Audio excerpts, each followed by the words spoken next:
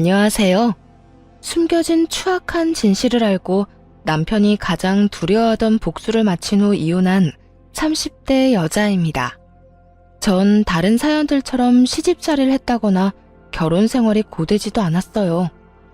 만족, 불만족으로 따지자면 만족하는 편이었고 그만큼 남편을 믿고 의지했었습니다. 그렇게 행복했던 제가 왜 이혼까지 하게 되었는지 하소연 한번 들어주실래요? 남편과는 소개팅으로 처음 만났어요. 우연히 제 사진을 본 남편이 친구에게 소개해달라고 했고 그렇게 주선된 소개팅 자리에서 남편을 처음 만나게 되었죠. 연애하는 1년의 세월 동안 일주일에 5번은 만날 정도로 자주 보았네요. 그래서 남편에 대해선 깊은 속까지 샅샅이 다 안다고 생각했는데 제가 알던 남편의 모습은 하나도 빠짐없이 다 거짓이란 사실을 이혼할 무렵에 알게 되었죠. 결혼하기 전 조금만 더 면밀히 살펴봤다면 남편이 그런 사람이었단 사실을 알 수도 있었겠지만 그때는 그러지 못했어요. 남편이 연기를 잘한 것도 있지만 결혼을 할 무렵 심리적으로 조금은 불안한 상태였거든요. 남편과 만나기 3년 전 아빠는 돌아가시고 엄마는 암과 싸우시는 중이었죠. 그런 상황 때문이었을까요? 이런 제 상황을 의연하게 받아들이고 더욱 저에게 마음을 쓰는 남편을 사랑하게 되었고 결혼까지 고민 없이 하게 되었네요. 결혼을 하고 난 후에도 사이는 좋았습니다. 엄마의 몸이 점점 안 좋아지고 있어 병원에 가는 일이 잦았는데 그럴 때마다 남편은 꼭 연차를 쓰고 함께 다녀주더라고요. 그런 행동이 고맙기도 했지만 미안한 마음이 더 컸습니다. 여보, 앞으로는 병원은 나 혼자 다녀와도 되니까 당신은 신경 쓰지 마. 뭐? 왜? 장모님이 불편하시대? 나 장모님 불편하시지 않게 노력했는데 혹시 내가 뭐 실수라도 한 거야? 아니, 당신이 실수할 성격이야? 나보다도 더 우리 엄마 눈치 살피고 더 살갑게 굴면서 내가 당신한테 미안해서 그래. 한두 번도 아니고 매번 연차까지 쓰고 따라오는 거 나 마음 쓰여.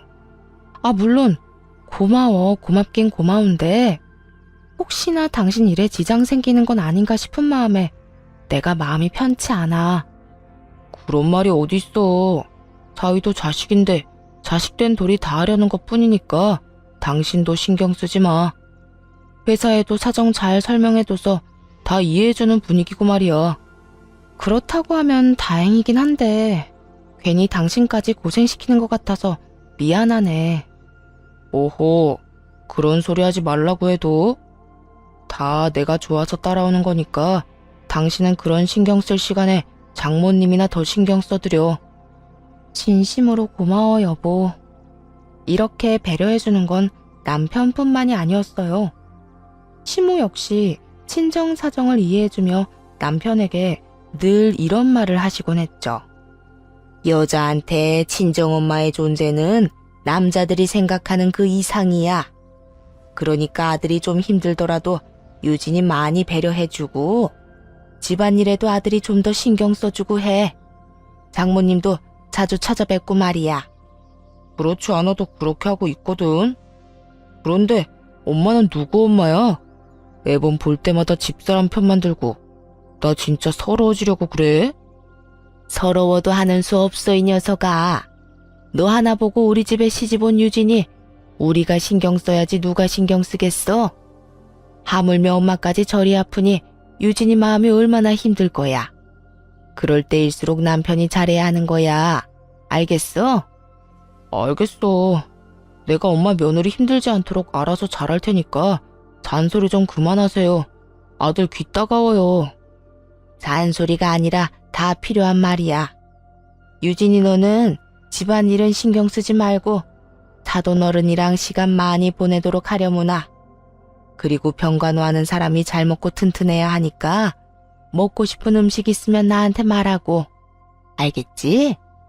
죄송하리만큼 저를 중심으로 돌아가는 상황에 다른 건 몰라도 내가 남편 복과 시댁 복은 있구나.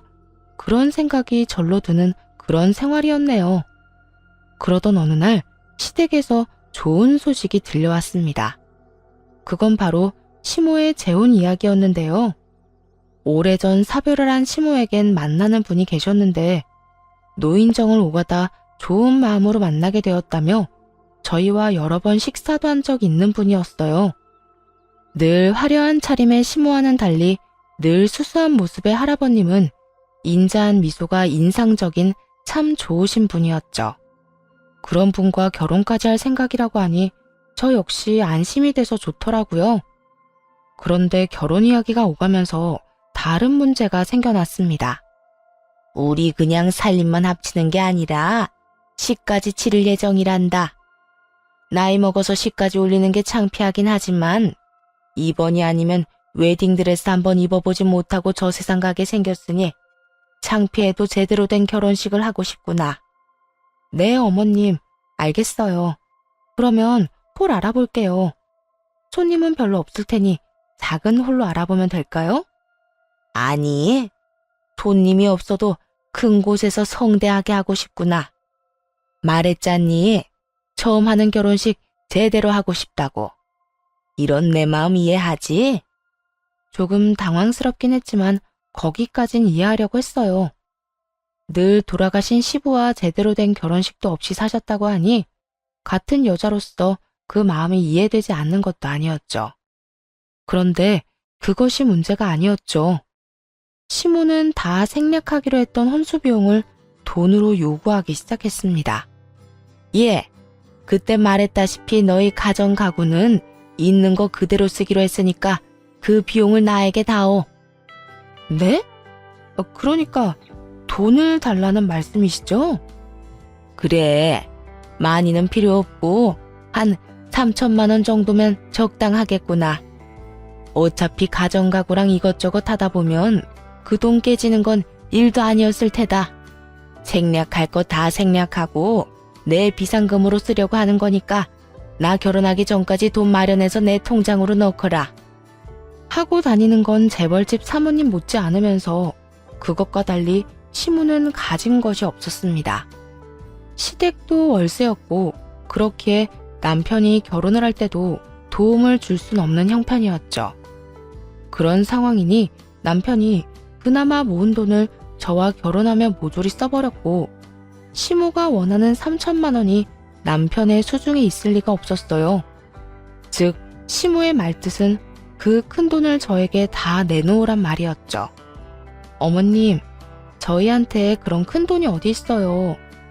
남편은 결혼하면서 그나마 조금 있던 돈 다 쓰고 저도 저희 사는 집 마련하느라 있던 돈 다 써서 남은 게 없어요. 네가 돈이 없다고 하면 난 어떻게 해? 다 늙어서 결혼하는 마당에 수중에 돈도 한 푼 없이 시집가라니 말이야.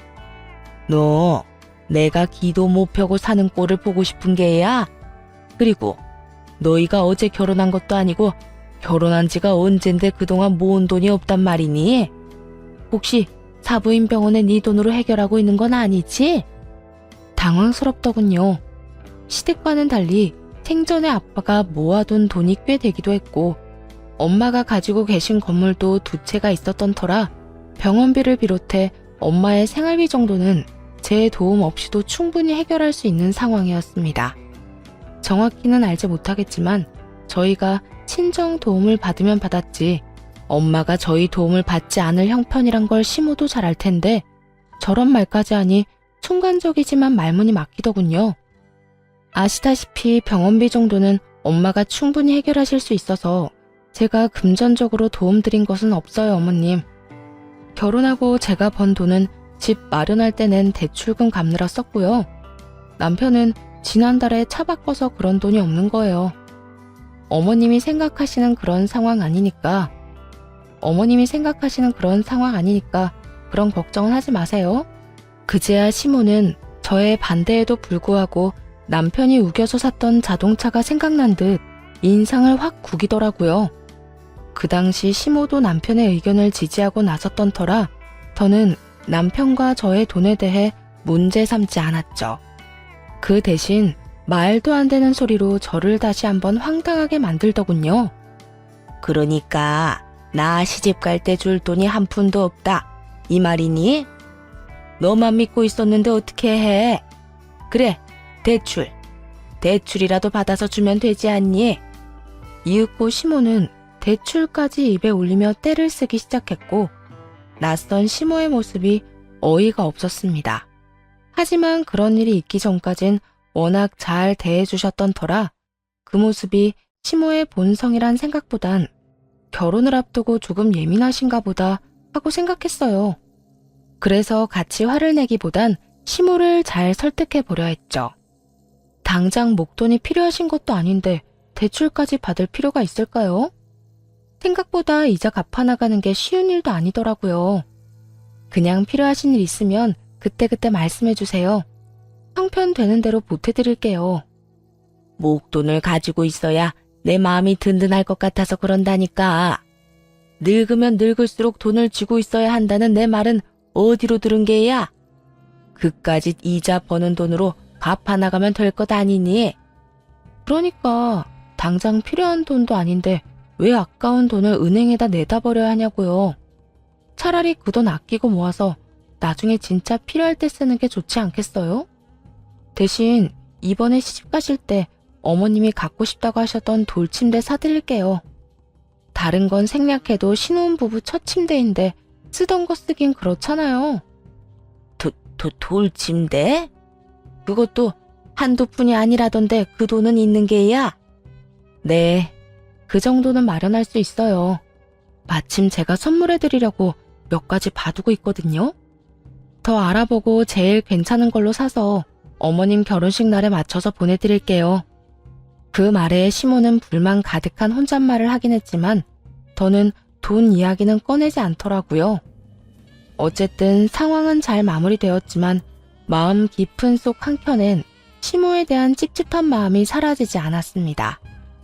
남편도 이런 제 마음을 눈치챘는지 시모의 입장을 대변해 이런저런 말을 하기 시작하더군요. 여보, 이야기 대충 들었는데 당신이 이해 좀 해줘. 집도 그분 집에 들어가서 사는데 살림살이도 쓰던 거 쓰기로 해서 엄마 마음이 좀 그랬나 봐. 그래서 돈이라도 좀 가지고 시집 가고 싶었다고 하더라고. 나도 처음엔 그 이야기 들을 땐 엄마한테 왜 그런 이야기를 당신한테 했냐고 화돈했는데 엄마 이야기 들어보니까 그럴 수도 있겠다 싶더라고. 아무튼 다신 당신한테 그런 이야기 꺼내지 말라고 했으니까 그냥 엄마가 이런저런 이유로 좀 예민한가 보다 하고 넘겨줘. 앞으로는 이런 일로 얼굴 붉힐 일 없을 거야. 나도 처음엔 조금 황당하긴 했는데 어머님이 내 뜻에 따라주시기도 하셨고 당신도 그렇게까지 말하니까 나도 더는 신경 쓰지 않을게. 그러니까 당신도 그 문제로 다시 어머님께 뭐라고 하지 마. 당신 말대로 어머님 요즘 예민하신 것 같던데 우리까지 스트레스 주지 말자. 이해해줘서 고마워. 내가 앞으로 더 신경 써서 당신 스트레스 받는 일 없도록 할게. 남편이 저렇게까지 말해주니 이해가 되진 않아도 이해하려고 애썼어요. 그렇게 결혼식 날짜가 잡히고 나니 시모보다 제가 더 바빠져 그 일을 되새김할 시간도 없더군요. 시모는 처음으로 하는 결혼식에 이것저것 바라는 것이 많았고 그만큼 저는 더 정신없는 나날들을 보내게 되었죠. 결혼 준비를 하며 안 사실인데 시모가 결혼할 할아버님은 꽤 부유한 분이더라고요. 자식들도 시집장가를 다 가 잘 먹고 잘 사는 듯 했고 할아버님의 명의로 건물도 있고 집도 있는 그야말로 노후 하나는 걱정 없는 그런 분이셨죠. 혼자 남편을 키우며 고생만 했을 시모였는데 늦음하기 좋은 분을 만나 돈 걱정은 하지 않아도 되겠다고 생각했네요. 시모가 기죽지 않고 살도록 더 부족함 없이 결혼 준비에 힘썼습니다. 그렇게 정신없는 하루하루를 보내고 있는데 엄마의 몸이 더 안 좋아져 병원에서 보내는 시간이 길어졌어요. 저는 회사도 그만두고 엄마의 곁을 지키기로 했고 남편은 저를 대신해 시모의 결혼을 준비했죠. 결혼 준비를 하며 예민했던 시모도 엄마 소식을 들었는지 다시 저에게 잘 대해주기 시작했고 남편 역시 시모의 결혼 준비를 하는 와중에도 저와 엄마에게 온 신경을 쏟아주더라고요. 유진아, 이거 전복죽이랑 너 먹을 밑반찬 좀 했어. 병원 가지고 가서 타부인이랑 같이 먹거라. 간은 일부러 약하게 했으니 좀 싱겁더라도 참고 먹어. 그렇지 않아도 정신 없으실 텐데 이런 것까지 다 신경 써주시고 감사합니다. 잘 먹을게요. 우리 엄마 당신 좋아하는 반찬으로 해줄 거라고 어제부터 나한테 계속 전화해서 이것저것 물어보고 난리도 아니었다니까. 아마 오늘도 새벽부터 일어나서 이거 다 만들었을걸? 별 소리를 다 한다. 우리 며느리가 고생하는데 이 정도는 당연히 해줘야지. 유진아, 원래 아픈 사람보다 곁에서 간호하는 사람이 몸이 더 고달픈 법이다. 그럴 때일수록 잘 먹어야 해. 입맛 없어도 내 정성 생각해서라도 밥은 잘 챙겨 먹어. 알겠지? 네, 어머님. 남기지 않고 끼니 때마다 잘 챙겨 먹을게요. 감사합니다. 아들, 너 유진이 신경 많이 써줘야 한다. 김병에 장사 없다고. 사부인도 사부인이지만 유진이 몸이 축 날 것이야. 너 시간 날 때마다 병원 가서 유진이랑 교대해주고 먹을 것도 잘 챙겨 먹이고 해. 알았어? 내 와이프는 내가 알아서 잘 챙기니까 엄마는 엄마 남편 될 사람이나 신경 써. 한동안 내가 엄마 결혼식 준비 챙기긴 하겠지만 내가 못 챙기는 건 엄마가 챙겨야 하니까 너무 섭섭해하지도 말고 말이야. 내가 애니? 그런 걸로 섭섭해하게. 하여튼 다 같이 힘내자. 우리가 힘내면 사부인도 분명 힘내서 늘 그렇듯 다시 일어날 게다. 바쁜 와중에서 저를 챙기는 남편과 시모의 모습을 보며 한순간이라도 시모를 이상하게 생각했던 저를 반성했죠. 그런데 제 직감이 틀리지 않다는 것을 증명하듯 모르는 여자가 다른 것도 아니고 엄마의 병원으로 찾아왔어요. 조금의 흔들림도 없는 눈빛으로 저를 보던 여자는 충격적인 말부터 꺼내더라고요. 저 승준 씨랑 만나고 있어요. 그것도 꽤 오랫동안요. 처음엔 멍하더군요. 모르는 여자가 병원까지 찾아와 대뜸한다는 말이 제 남편과 만나고 있다니 황당하지 않겠어요? 아무 말도 하지 못하고 놀란 눈으로 상간녀를 바라봤고 상간녀는 미안한 기색 하나 없이 이야기를 이어나갔습니다. 엄연히 따지면 그쪽이 먼저가 아니라 제가 먼저였어요. 당신이랑 승준 씨랑 만나기 전부터 나랑 만나고 있었으니까요. 그냥 만나기만 한 사이도 아니고 저도 승준 씨랑 결혼 이야기도 오갔었어요. 그런데 왜 결혼은 안 한 거예요? 아니, 나랑 만난다는 걸 알았으면 그때 결판을 지었어야죠. 지금 와서 나한테 이런 말까지 하는 이유가 뭔데요? 그렇게 경계할 필요 없어요. 난 지금 그쪽 도우려고 여기에 온 거니까. 승준 씨, 그쪽 엄마가 많이 아프다는 거 알고 그쪽한테 접근해서 결혼까지 한 거예요. 그쪽 아빠가 돌아가시면서 남겨둔 재산도 꽤 되고 건물 있다는 사실도 다 알고 있었고요. 대충 그림이 그려지죠? 그러니까 그쪽 말은 내 남편이 나한테 계획적으로 접근했다는 말인가요? 돈 때문에? 네, 맞아요. 승준 씨 그쪽 엄마가 죽게 되면 나올 사망보험금이랑 재산 노리고 그쪽이랑 결혼까지 한 거예요. 나한테 기다려주기만 하면 그쪽 재산 한몫 잘 뜯어내서 돌아올 거라고 희망 고문하면서 날 붙잡아뒀고요. 내가 바보였죠. 그 말을 믿었다니. 그 이야기를 믿을 수가 없었습니다. 아무리 제가 엄마 때문에 정신이 없었다고 해도 결혼을 하고 난 후에도 남편은 누구보다 가정에 충실했고 외박은커녕 야근도 거의 없었던 사람이었으니까요. 거기에다 그간 보였던 지극정성이 모두 재산을 노린 연기였다니. 믿을 수 없는 건 어찌 보면 당연했죠. 내가 오늘 처음 보는 사람 말을 어떻게 믿어요? 그럴 줄 알고 준비했으니까 이거 보세요. 상간녀는 그간 남편과 찍은 무수히 많은 사진과 나눴던 대화들을 뽑아 건네주더라고요.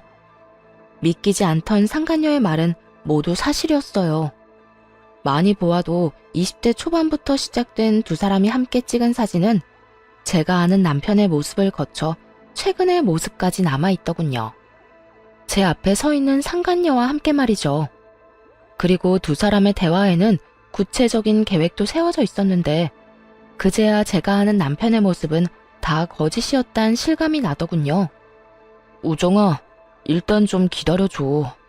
내가 요즘 병든 노인네 보러 갈 때마다 꼭 같이 가서 얼굴 도장 찍는 이유가 뭐겠냐? 그렇게 지극정성인 걸 보여줘야 그 노인네가 죽기 전에 나한테 건물이라도 한 채 줄 거 아냐. 요즘 들어 건물 이야기 계속하는 걸 보니까 한 채는 나한테 넘겨줄 모양인데 그 건물 받으면 너랑 나랑 돈 걱정은 안 하고 사는 거야. 그러니까 이왕 이렇게 된 김에 조금만 더 기다려줘. 내가 건물도 받고 노인네 죽고 돈도 좀 더 뜯어내고 나면 무슨 수를 써서라도 이혼하고 너한테 갈게. 내가 사랑하는 건 너라는 거 너도 잘 알잖아. 얼마나 애절한지 눈물이 다 날 것 같더군요. 어쩌다 이딴 놈한테 속아 결혼까지 한 것인지 화가 나서 주체가 되지 않을 지경이었어요. 손까지 벌벌 떨며 증거들을 보는데 상간녀는 이런 말까지 하더군요. 이거면 증거 충분할 테니 이혼할 때 쓰세요. 네? 그러니까 그쪽 말은 나하고 남편이 이혼하길 바란다 이거네요? 네, 맞아요. 승준 씨 지금 나하고 했던 약속은 다 잊어버리고 당신이랑 계속 살 생각을 하고 있는 것 같아요. 사랑은 하지만 가진 것 없는 저보단 사랑은 없지만 가진 것 많은 그쪽이랑 살기로 결정한 모양인지 저하고 연락이 전혀 되지 않거든요. 그쪽이 비웃을지도 모르지만 난 아직 승준 씨 많이 사랑하고 그쪽한테 승준 씨 뺏길 생각 전혀 없어요. 그러니까 그쪽이 이 증거들 이용해서 승준 씨랑 이혼해주세요. 상간녀 소송하고 싶으면 해도 되니까 하루라도 빨리 이혼만 해주시면 돼요. 상간녀는 남편과 저의 이혼을 바라는 것도 모자라 그 이혼을 돕겠다고 하더군요. 이때껏 남편을 믿고 기다린 것이 억울하기도 했지만 아직 남편을 사랑해 도저히 헤어질 수가 없다고 말이에요. 제 앞에서 당당한 상간녀의 모습이 화가 나기도 했지만 그렇다고 해서 평생 친정 재산을 좀먹으며 살겠다는 남편을 그냥 두고만 보고 있을 수도 없는 노릇이었죠. 일단 증거들을 챙기고 집으로 돌아갔습니다. 머리가 복잡해 생각할 시간이 필요하기도 했지만 무엇보다 표정 관리가 전혀 되지 않아 엉망인 얼굴을 엄마에게 보여주고 싶지 않았으니까요. 그렇게 집으로 돌아가니 시모와 남편이 집에 있더라고요. 두 사람은 제가 온 것도 모르고 주방에서 이야기를 나누고 있었는데 주방에 미닫이문이 있었던 터라 들키지 않고 대화를 엿들을 수 있었습니다. 물론 녹음까지 힘들이지 않고 할 수 있었고요. 그 여편네 이번엔 확실하게 어려운 거 맞긴 하니? 매번 심각하다 안 좋다는 말은 들리는데 기다리는 소식은 안 들려오니 에휴, 이러다 암 걸린 그 여편네보다 내가 먼저 저 세상으로 가겠어. 엄마, 남의 돈 먹는 게 그렇게 쉬운 줄 알아? 좀 기다려봐. 장모님 상태 보니까 이번엔 꽤 심각한 것 같으니까 조만간 기다리는 소식 들을 수 있을 것 같아. 돌아가시기 전에 건물부터 받아야 하는데 줄 듯 하면서도 안 준단 말이지. 도대체 나한테 뭘 얼마나 더 하라는 건지. 죽을 때 싸가지고 갈 것도 아니면서 왜 그렇게 애를 태우나 몰라. 그러니까 말이다. 아참, 너 우정이하고는 확실하게 끝낸 거 맞긴 하니? 우정이 어제도 나한테 전화 왔더라. 네 말대로 안 받긴 했는데 그러다 네 집사람이라도 찾아가면 어쩌나 하는 걱정에 내가 요즘 잠도 못 자. 나는 확실히 끝내자고 했는데 말을 못 알아듣는 건지 끈질기게 구네. 우정이 성격에 집사람까지 찾아가진 않을 거고 그대로 계속 무시하면 언젠가 포기할 거야. 그러게 결혼할 때 그냥 끝내라고 했잖니. 가진 것 없는 집구석에다가 능력도 없는 여자 뭐가 그렇게 좋다고 그리도 질질 끄는 건지. 좋은 걸 어떻게 해. 그땐 우정이 없이 못 살 것 같았단 말이야. 그러면 우정이랑 결혼까지 하지 왜 유진이랑 결혼을 해? 잘 알면서 왜 물어? 우정이는 사랑이고 유진이는 돈이 많잖아. 내가 왜 친구한테 조르고 졸라서 유진이 소개받았는데 다 유진이 집 잘 산다는 이야기랑 유진이 엄마 아프다는 이야기 듣고 만난 거 아니야. 유진이는 그냥 처음부터 돈이 목적이었다고. 그래서 장모님 죽을 때까지만 기다렸다가 적당히 돈 좀 뜯어내고 이혼하려고 했는데 살다 보니까 돈 좀 뜯어내고 끝내기엔 아까운 걸 어떻게 해? 사랑 없이는 살아도 돈 없이는 못 사는 세상이잖아. 그래, 잘 생각했어. 앞으론 유진이랑 살면서 다른 여자를 만나더라도 영양가 있는 여자를 만나. 우정이처럼 너한테 도움은 하나도 안 되면서 사랑 타령이나 하는 여자 말고 말이야. 걱정하지 마. 나도 이번 일로 느낀 점이 많으니까. 그나저나 엄마는 일 잘 풀리고 있어? 결혼하면 호적에는 올려준대? 그 영감은 내가 하자는 대로 다 해줄 눈치이긴 한데 그 자식들이 문제야 문제. 결혼까진 허락하지만 호적까지 합치는 건 너무 이르다면서 주후 살면서 고민해보고 혼인신고도 하라고 난리다 난리.